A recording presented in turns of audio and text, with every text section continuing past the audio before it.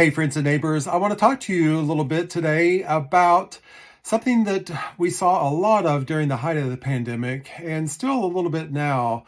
But you remember when the market was just bananas and houses were being snatched up in an hour or less than a day at least.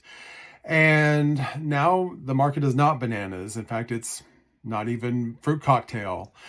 We are still seeing some successes that happen quickly, but it is being broadcast sometimes by agents acting a little silly about it just selling quickly. And they're really leaving out a lot of the story. And I think it's fair to share with you all exactly what's happening, or at least in my case, it's not just, at least in my case, it's not just putting the sign in the yard, putting the lockbox on and putting in the MLS and hoping somebody snatches it up, because I'm not that kind of a realtor.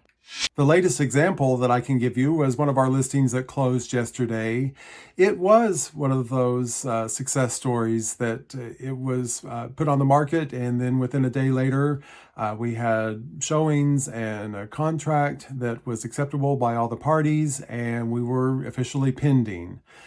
But it didn't just start there. We didn't just take pictures and put a sign out in the yard and throw a lockbox on and hope that somebody in the multiple listing service marketplace brought us a buyer.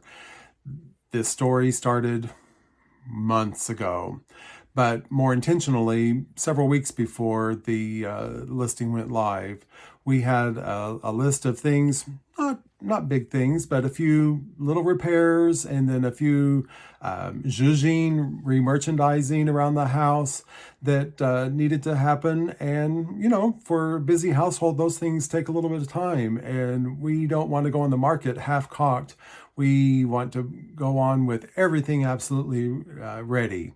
And so all the professional photography, videography, floor plan, staging, and the dusk photos, the sunset, twilight photos were done. Beautiful pool with, wow, some very dramatic lighting.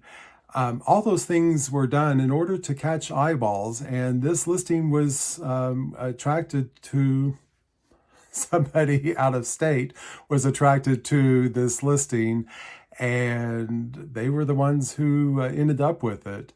And, you know, I just can't stress enough how much goes into it before the sign goes up and before anybody even knows that it's on the market.